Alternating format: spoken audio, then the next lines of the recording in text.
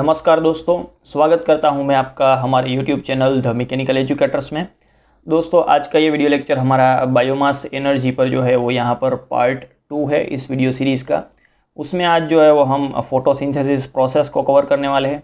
उसके बाद में आगे हम गैसिफिकेशन प्रोसेस को कवर करेंगे और नेक्स्ट आज की इस वीडियो में लास्ट हम कवर करने वाले हैं पायरोलिसिस प्रोसेस को। तो यहाँ पर जो ये सारी की सारी जो प्रोसेस है, गैसिफिकेशन जो है वो पायरोलिसिस है, वो थर्मोकेमिकल कन्वर्जन प्रोसेस है बायोमास के लिए। तो यहाँ पर अगर आपने अभी तक हमारे सीरीज़ का पार्ट 1 नहीं देखा है हमारे यूट्यूब चैनल पर, तो उसकी जो लिंक है वो यहाँ पर आपको आई बटन में मिल जाएगी। और पूरा का पूरा जो नॉन कन्वेंशनल एनर्जी सोर्स का जो प्लेलिस्ट है वो आपको डिस्क्रिप्शन बॉक्स में नीचे दिया गया है, तो वहाँ पर जाके आप चेकआउट कर सकते हैं। तो चलिए स्टार्ट करते हैं आज का ये वीडियो लेक्चर। फर्स्ट हम बात करेंगे फोटोसिंथेसिस प्रोसेस के साथ कि फोटोसिंथेसिस प्रोसेस जो है वो क्या है, उसको समझ लेते हैं।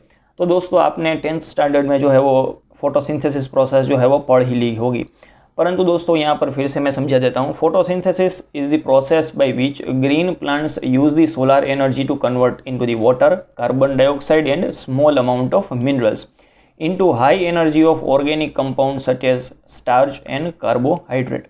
यहाँ पर दोस्तों अगर इसको मैं सिंप्लीफाई करके समझाऊँ तो फोटोसिंथेसिस प्रोसेस में क्या होता है कि जो सोलर एनर्जी होती है वो प्लांट में मौजूद रहता है क्लोरोफिल कंटेंट। क्लोरोफिल कंटेंट जो है वो प्लांट में मौजूद रहता है।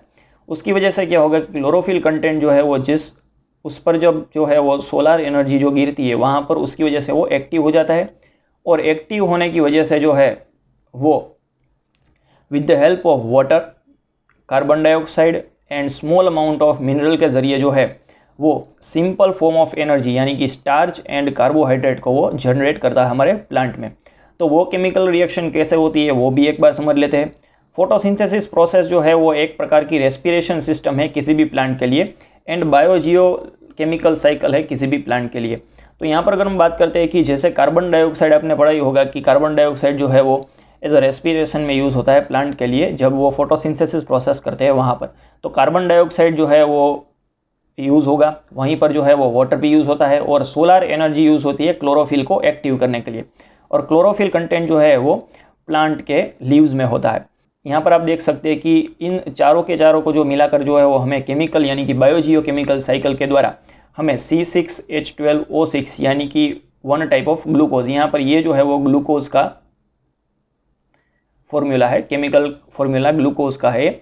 उसके बाद में जो हमें वाटर भी देखने को मिलता है और ऑक्सीजन जो है वो रिलीज देखने को मिलता है। तो आपने पढ़ा ही होगा कि प्लांट्स जो है वो ऑक्सीजन रिलीज करते हैं एटमॉस्फेयर में। इसकी वजह से ही जो है वो हमें कहा जाता है कि आप ज़्यादा से ज़्यादा जो है वो प्लांटेशन कीजिए अपने आसपास, अपने घर के आसपास भी जो है वो पेड़ पौधे लगाइए। तो यहाँ पर आप देख सकते हैं कि सोलर एनर्जी जो है वो अवेलेबल रहती है, उसमें अल्ट्रावायोलेट से लेकर इंफ्रारेड रेज तक की जो है वो हमारे पास सोलर एनर्जी अवेलेबल रहती है। वहीं पर अगर हम बात करते हैं कि visible light is absorbed by the chlorophyll content, यानी कि जो विजिबल लाइट का जो पोर्शन है उसके जो स्पेक्ट्रम है, सोलर एनर्जी का जो स्पेक्ट्रम उसमें से विजिबल लाइट ही जो है वो यूज़ हो पाती है क्लोरोफिल कंटेंट के द्वारा, और वो उन्हीं से जो है वो एक्टिव होते हैं।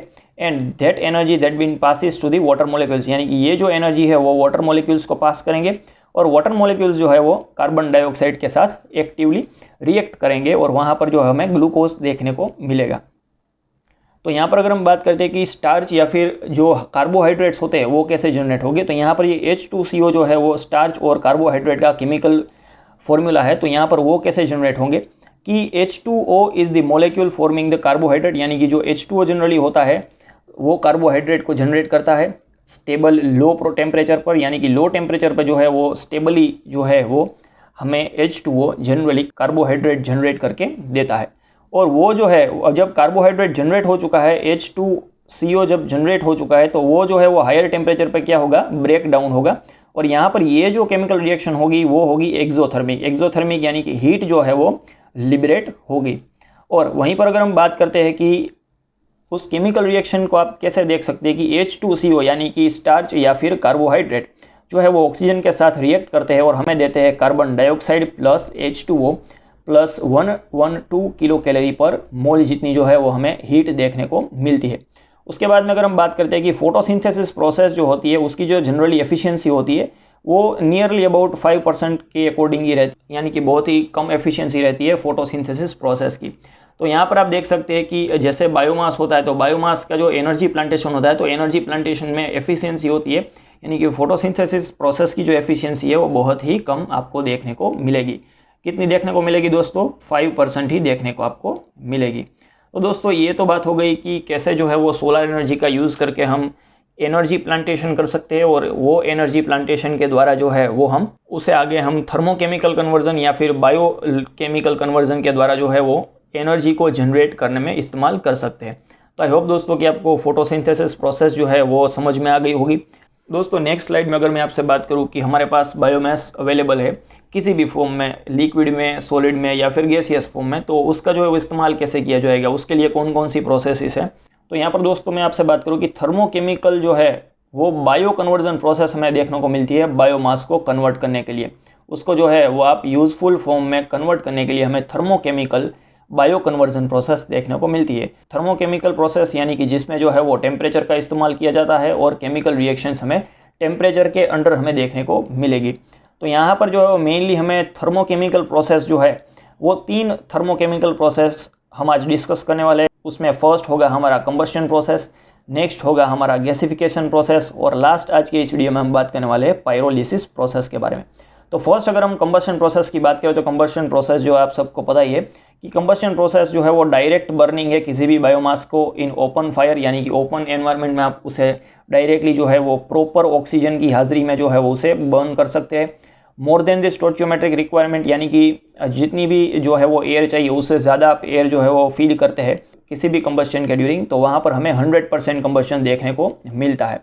उसके बाद में अगर हम बात करते हैं गैसिफिकेशन प्रोसेस के बारे में, तो गैसिफिकेशन प्रोसेस को हम नेक्स्ट स्लाइड में जो है वो डिटेल में डिस्कस करने वाले, पर यहाँ पर जो है वो स्मॉल सा ओवरव्यू दिया गया है। Gasification is the process under lower rate of oxygen, यानी कि क्या होता है कि एक प्रकार का वो कंबस्शन ही होता है, पर वहाँ पर जो है वो ऑक्सीजन का रेट होता है, यानी कि फीड रेट होता है, वो क्या होता है कंबस्शन प्रोसेस से कम रखा जाता है। और वहाँ पर जो कंडीशंस होती है वो भी स्पेसिफिक होती है, यानी कि प्रेशर और टेम्परेचर जो है वो नियत रखा जाता है, यानी कि कंट्रोल में रखा जाता है, और उसी के साथ जो है वो ऑक्सीजन की जो है वो सप्लाई की जाती है। तो वहाँ पर हमें क्या होगा कि आउटपुट में जो है वो गैसियस मिक्सचर हमें प्राप्त होगा। वो जनरली जो है वो कार्बन मोनोऑक्साइड उसमें होगा, हाइड्रोजन भी जो है वो उसमें जनरेट होगा, और गैसिफिकेशन प्रोसेस के द्वारा जनरेट हुआ ये मिक्सचर, गैस का जो ये मिक्सचर है उसे हम प्रोड्यूसर गैस के नाम से भी देखेंगे। यहाँ पर उसे प्रोड्यूसर गैस कहा जाता है।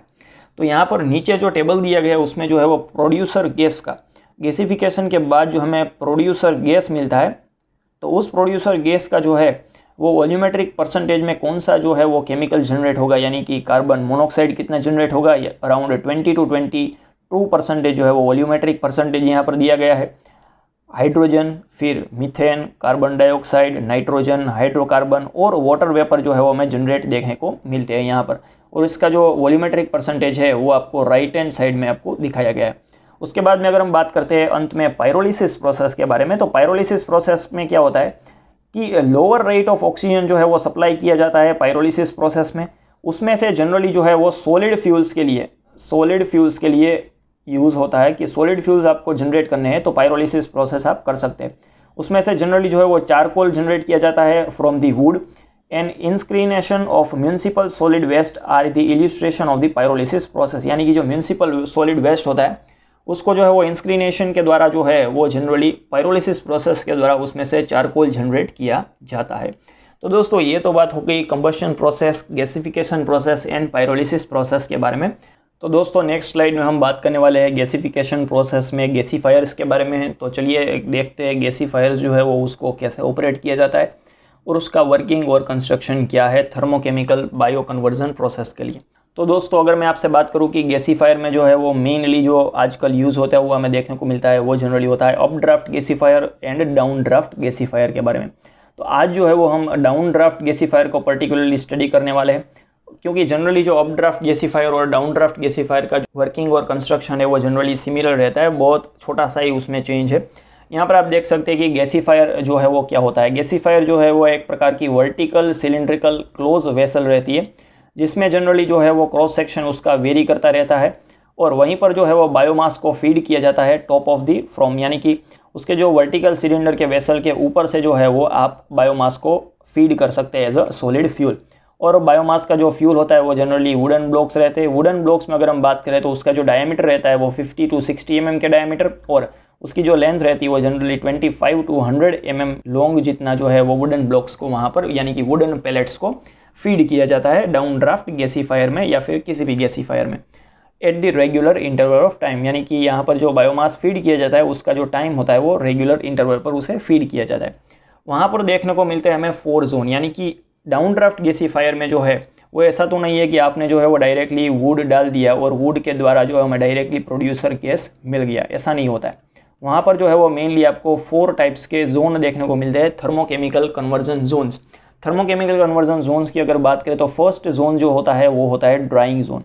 ड्राइंग जोन में क्या होता है कि जो वुड आपने और वुड पैलेट्स जो है वो आपने फीड किया उसमें जो मॉइस्चर कंटेंट रहता है वो रिड्यूस किया जाता है बाय इवोपरेशन प्रोसेस, और जनरली जो इस जोन का टेम्परेचर रहता है वो जनरली 120 डिग्री रखा जाता है।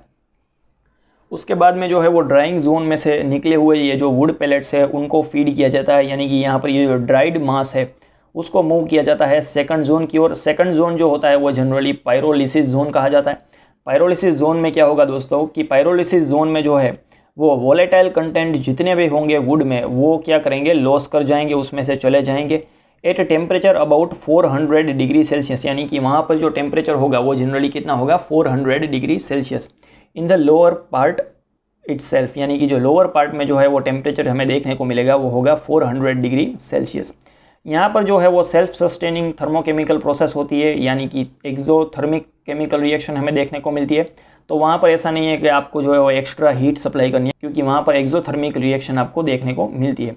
उसकी वजह से क्या होगा कि यहाँ पर जो उसका स्ट्रक्चर होगा, केमिकल स्ट्रक्चर होगा या फिर केमिकल कंपोजिशन होगा बायोमास का, वो सिंपल स्ट्रक्चर में कन्वर्ट हो जाएगा। और यहाँ पर जो है वो आपको जनरली वाटर फॉर्मेशन यानी कि वाटर वेपर का फॉर्मेशन और मिथेनॉल एसिटिक एसिड जो है वो सिग्निफिकेंट अमाउंट में जनरेट होते हुए देखने को मिलेंगे, और हाइड्रोकार्बन टार भी जो है वो जनरेट होता हुआ आपको दिखेगा। उसको जो है वो आप नीचे से यानी कि जो डाउन ड्राफ्ट गैसीफायर या फिर अप ड्राफ्ट गैसीफायर में जो है वो स्लग को निकालने के लिए नीचे जो है वो पूरी की पूरी व्यवस्था दी गई होती है, तो वहाँ से आप एक्सट्रैक्ट कर सकते हैं। उसके बाद में दोस्तों आगे बढ़ते हैं नेक्स्ट थर्ड जोन के बारे में। डाउन ड्राफ्ट गैसीफायर के जो थर्ड जोन होता है वो होता है आपका ऑक्सीडेशन जोन। ऑक्सीडेशन जोन में क्या होता है, यहाँ पर दोस्तों अगर हम बात करते हैं ऑक्सीडेशन जोन के बारे में, तो ऑक्सीडेशन जोन में जो टेम्परेचर का जो रेंज होता है वो जनरली हमें देखने को मिलता है 900 to 1200 डिग्री सेल्सियस।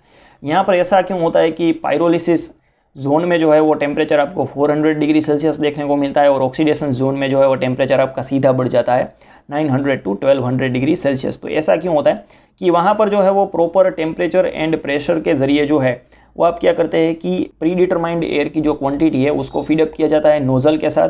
उसके द्वारा क्या होगा कि वहाँ पर जो है वो कंबशन प्रोसेस देखने को मिलेगी, और रिएक्शन के बाद जो है वो जनरली हमें carbon dioxide and water vapour आपको देखने को मिलेंगे। यानी कि जो वुड होता है उसमें आपको पता ही है कि उसमें जो है वो कार्बन पार्टिकल्स रहते हैं। कार्बन पार्टिकल्स जो है वो ऑक्सीजन की हाजिरी में जो है वो कंबशन होने के बाद आपको CO2 और H2O देखने को मिलेंगे।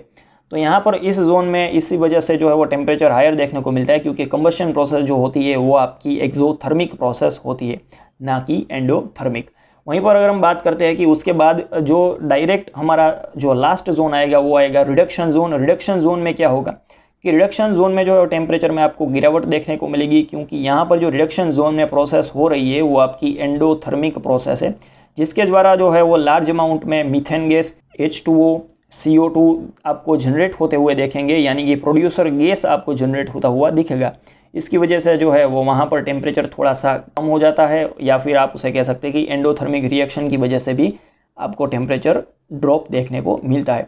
और यहाँ पर ये जो प्रोड्यूसर गैस जनरेट हुए हैं उसको जो है वो टॉप ऑफ द पोर्शन से आप एक्सट्रैक्ट कर सकते हैं। वो आगे हम फिगर में भी देखने वाले हैं दोस्तों नेक्स्ट स्लाइड में जो है वो आपको डाउन ड्राफ्ट गैसीफायर में फिगर के साथ समझाने वाला हूँ। यहाँ पर आप देख सकते हैं कि गैसीफायर की जो फिगर है वो यहाँ पर दर्शाई गई है। तो गैसीफायर में जैसे मैंने आपसे बात की कि फ्यूल को जो है वो ऊपर की डायरेक्शन से फीड किया जाता है। उसमें जो फर्स्ट जोन होता है उसमें ड्राइंग होता है फ्यूल का, और उसका जो टेम्परेचर होता है वो जनरली 120 डिग्री सेल्सियस होता है।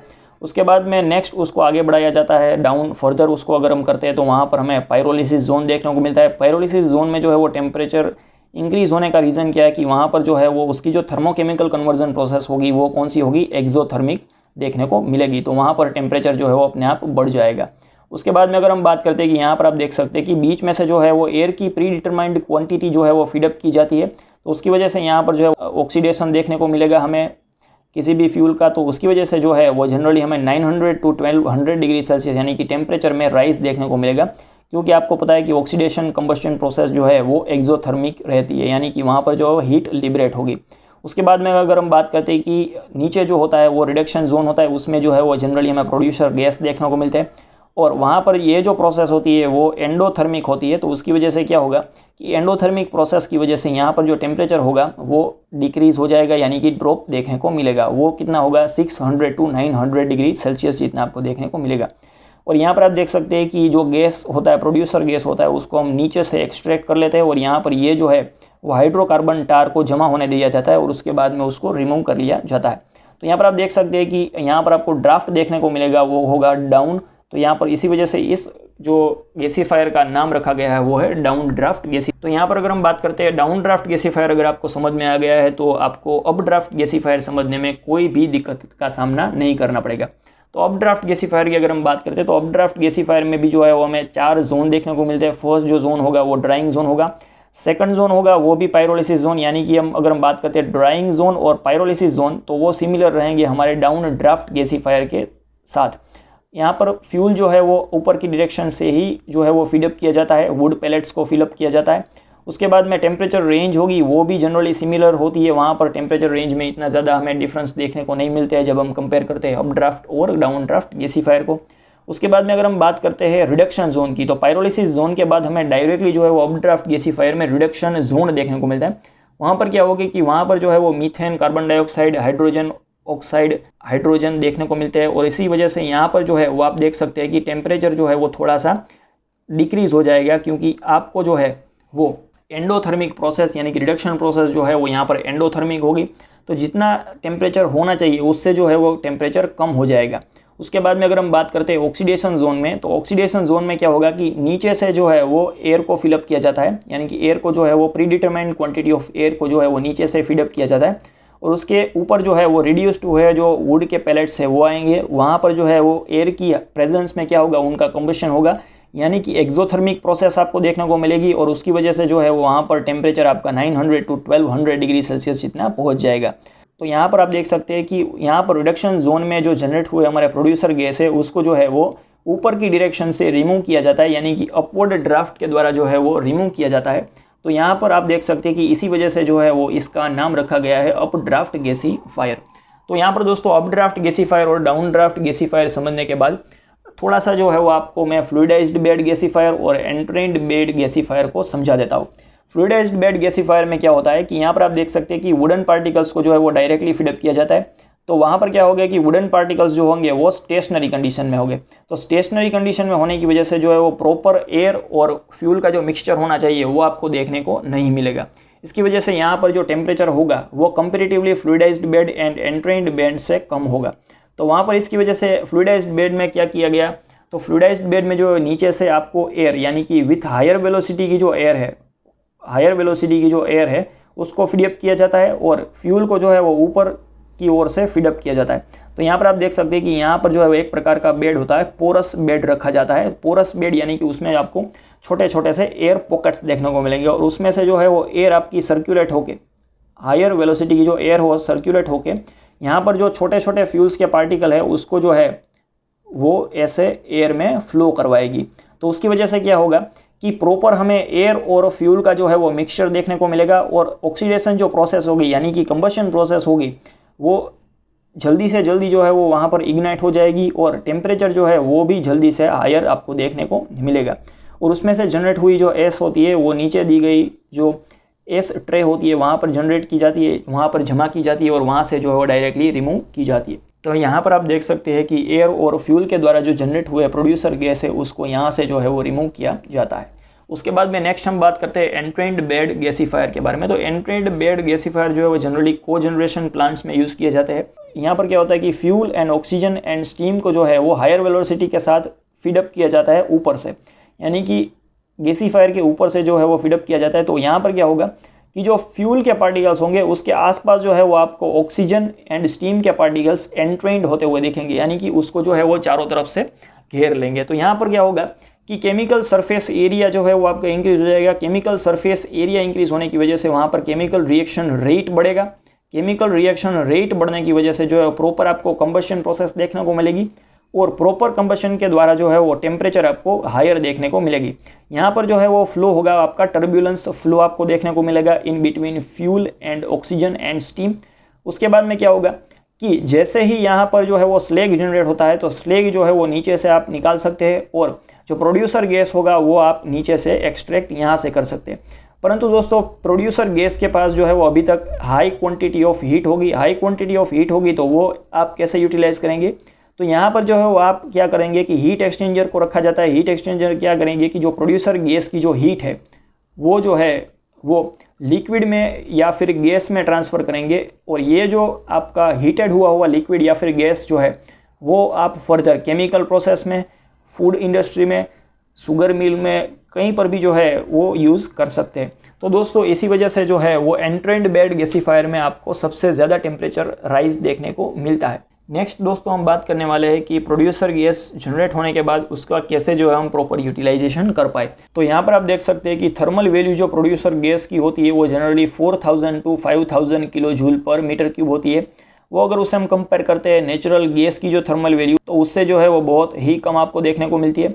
उसके बाद में अगर हम बात करते हैं रेशियो की, कौन से रेशियो की, heat content in the producer gas to the heat content in the biomass, तो वहाँ पर उसकी जो कन्वर्जन एफिशिएंसी यानी कि थर्मोकेमिकल कन्वर्जन गैसिफिकेशन एफिशिएंसी आपको देखने को मिलेगी अराउंड 75%। अगर हम प्रोड्यूसर गैस की एप्लीकेशन की बात करें तो प्रोड्यूसर गैस को आप एज अ कुकिंग में, ड्राइंग प्रोसेस में, heating of water and generating system यानी कि को जनरेशन में भी यूज़ कर सकते हैं। उसको जो है वो आप एज अ फ्यूल यूज़ कर सकते हैं इंटरनल कंबशन इंजिन्स में to generate the mechanical power and electric power. उसको जो है वो आप इंडस्ट्री में अगर हम उसकी बात करें तो इंडस्ट्रियल में जो है वो आप सीमेंट मैन्युफैक्चरिंग में, जैसे मैंने आपसे बात की कि एंट्रेंड बेड गैसीफायर में जो है वो हाई कंटेंट ऑफ हीट होता है तो वहाँ पर ये जो है वो सीमेंट फैक्ट्री में आप यूज़ कर सकते हैं। फूड प्रोसेसिंग में या फिर फर्टिलाइजर के प्रोडक्शन में भी यूज़ कर सकते हैं। अगर हम बात करते हैं अपड्राफ्ट गैसीफायर में तो अपड्राफ्ट गैसीफायर में एयर को जो है वो एंटर किया जाता है नीचे से और कंबस्टन जोन में जो एंटर किया जाता है और वहाँ पर जो प्रोड्यूसर गैस होता है उसको जो है वो टॉप से लिया जाता है, जैसे मैंने आपसे फिगर में दर्शाया था वैसे ही। तो दोस्तों ये तो बात हो गई गैसिफिकेशन प्रोसेस के बारे में। गैसिफिकेशन प्रोसेस के बाद में आज की जो लास्ट थर्मोकेमिकल कन्वर्जन प्रोसेस होगी हमारी, वो होगी हमारी पायरोलिसिस प्रोसेस। तो दोस्तों पायरोलिसिस प्रोसेस होती क्या है और वो क्यों यूटिलाइज की जाती है। पायरोलिसिस प्रोसेस को अगर मैं आपसे सिंपल लैंग्वेज में शेयर करूँ तो सिंपल लैंग्वेज में अगर हम समझाएं तो पायरोलिसिस प्रोसेस में जो ऑर्गेनिक मटेरियल होता है कि जिसको आप इजीली कन्वर्ट कर पाते हैं सॉलिड फ्यूल में, लिक्विड फ्यूल में या फिर गैसियस फ्यूल में, तो उसको जो है वो जनरली हीट किया जाता है, पार्शियली कंबस्ट किया जाता है, यानी कि वहाँ पर जो ऑक्सीजन की मात्रा होगी वो कम रखी जाती है, यानी कि उसको जो है वो पार्शियली कंबशन प्रोसेस किया जाता है। तो उसकी वजह से जो है वो हमें सेकेंडरी फ्यूल्स देखने को मिलते हैं। वो जनरली गैसियस फॉर्म में भी हो सकते हैं, लिक्विड फॉर्म में या फिर सॉलिड फॉर्म यानी कि चारकोल फॉर्म में भी आप देख सकते हैं। यहाँ पर ये जो पायरोलिसिस प्रोसेस होती है वो डिस्ट्रक्टिव डिस्टिलेशन भी उसे कहा जाता है। और यहाँ पर जो रॉ मटेरियल पायरोलिसिस प्रोसेस के ऊपर यूज होगा वो होगा generally wood, agricultural residue, municipal solid waste और कोल, यानी कि जो लो क्वालिटी का कोल होता है उसको यहाँ पर आप हाई क्वालिटी कोल में कन्वर्ट यानी कि चारकोल में कन्वर्ट कर सकते हैं। तो यहाँ पर पायरोलिसिस प्रोसेस का नीचे दिया गया डायग्राम अगर आप समझ लेते हैं तो आपको पायरोलिसिस प्रोसेस जो है वो इजीली समझ में आ गई होगी। तो यहाँ पर अगर हम बात करते हैं पायरोलिसिस प्रोसेस में जो बायोमास होता है उसको फर्स्ट ऑफ ऑल जो है वो ड्राई किया जाता है। उसमें से जो मॉइस्चर कंटेंट होता है उसको रिमूव किया जाता है फॉर गुड प्रोसेसिंग। तो यहाँ पर जो है वो उसका टेम्परेचर ड्राइंग जोन में होगा वो आपका 100 डिग्री टू 120 डिग्री सेल्सियस। उसके बाद में उसको जो है वो छोटे छोटे पीसीस में कन्वर्ट किया जाता है। छोटे छोटे जो पीसीस के लिए वहाँ पर ग्राइंडिंग प्रोसेस की जाती है। वहाँ पर अब जो वुडन पैलेट्स है या फिर एग्रीकल्चरल रेसिड्यूज है उसको जो है वो पायरोलिसिस रिएक्टर में फीडअप किया जाता है। पायरोलिसिस रिएक्टर में जो है आप नीचे देख सकते हैं कि वो एक प्रकार का फ्लूइडाइज्ड बेड रिएक्टर ही आप उसे कह सकते हैं। तो वहाँ पर नीचे जो है वो फ्लूइडाइज्ड गैस आएंगे। फ्लूइडाइज्ड गैस जो है उसका टेम्परेचर भी थोड़ा सा रखा जाता है क्योंकि proper better mixing of fuel and oxygen. वहाँ पर क्या होगा कि पायरोलिसिस रिएक्टर में जो है वो आपको 3 प्रकार के एज अ प्रोडक्ट देखने को मिलेंगे। वहाँ पर जो है वो आपको 4 देखने को मिलेगा, गैसेस भी जनरेट होंगे और बायोल, यानी कि यहाँ पर आपको जो है वो generally solid fuel, gaseous fuel and liquid fuel, तीनों के तीनों जो फ्यूल होंगे वो पायरोलिसिस रिएक्टर के एग्जिट में आपको देखने को मिलेंगे। तो यहाँ पर पायरोलिसिस जोन में से निकले हुए तीनों सेपरेट डिफरेंट फेजेस के जो फ्यूल है, यानी कि सॉलिड फ्यूल, लिक्विड फ्यूल और गैसियस फ्यूल को सेपरेट करने के लिए यहाँ पर जो है वो साइक्लोन सेपरेटर रखा जाता है। साइक्लोन सेपरेटर में से जो है वो नीचे आप बॉटम में से जो है वो चारकोल यानी कि चारकोल को एक्सट्रैक्ट कर लेते हैं। उसके बाद में जो है वो ऊपर से जो है वो आप गैसेस को एक्सट्रैक्ट कर लेते हैं। उसके बाद में जो है वो अगर हम गैसेस को फर्दर हम उसे कंडेंस करेंगे कंडेंसर में, तो वहाँ पर हमें जो है वो लिक्विड फ्यूल्स भी देखने को मिलेंगे। तो यहाँ पर अगर हम बात करते हैं कि गैस को जो है वो जनरली रिसाइकल किया जाता है ड्राइंग के लिए। ड्राइंग पर्पज़ में अगर जो हीट यूज़ होती है वो यहाँ पर जो गैस जनरेट हुए होते हैं उसकी जो हीट कंटेंट होती है वो हाई रहती है, तो वहाँ पर ड्राइंग के लिए जो है वो हम इस हीट का इस्तेमाल कर सकते हैं। वहीं पर अगर हम बात करते हैं कि पायरोलिसिस के लिए जो हीट चाहिए, वहाँ पर जो रिएक्टर में हीट लगेगी, वहाँ पर ये भी जो हीट है वो गैस रिसाइकल में से ही यूटिलाइज की जाती है। और फ्लूइडाइजिंग गैस होगा वो भी यहाँ से गैस में से ही लिया जाता है। वो आउटपुट गैस जो आपने यहाँ पर देखा है वहीं से आपको देखने को मिलेगा। तो यहाँ पर दोस्तों आपने देख लिया कि सिंपली जो है वो पायरोलिसिस रिएक्टर के साथ आप थर्मोकेमिकल कन्वर्जन प्रोसेस के द्वारा wood, agricultural residue, municipal solid waste को जो है वो आप चारकोल में, गैसियस प्रोडक्ट्स में और बायो ऑयल में जो है वो कन्वर्ट कर पाते हैं। तो आज के इस वीडियो लेक्चर में हमने बात की first of all photosynthesis process के बारे में। नेक्स्ट हमने बात की थर्मोकेमिकल बायो कन्वर्जन प्रोसेस के बारे में, जिसमें हमने कंबशन प्रोसेस को देखा। गैसिफिकेशन प्रोसेस के बारे में डिटेल में डिस्कस किया, उसमें हमने पर्टिकुलरली अपड्राफ्ट गैसिफायर और डाउन ड्राफ्ट गैसिफायर को समझा, जो एग्जाम के पॉइंट ऑफ व्यू से IMP आप कह सकते हैं। उसके बाद में अंत में जो है वो आज की वीडियो लेक्चर में हमने बात की पायरोलिसिस प्रोसेस के बारे में। तो दोस्तों अगर आपको ये वीडियो लेक्चर अच्छा लगा है तो अपने दोस्तों के साथ शेयर कीजिए, इस वीडियो को लाइक करना ना भूलें।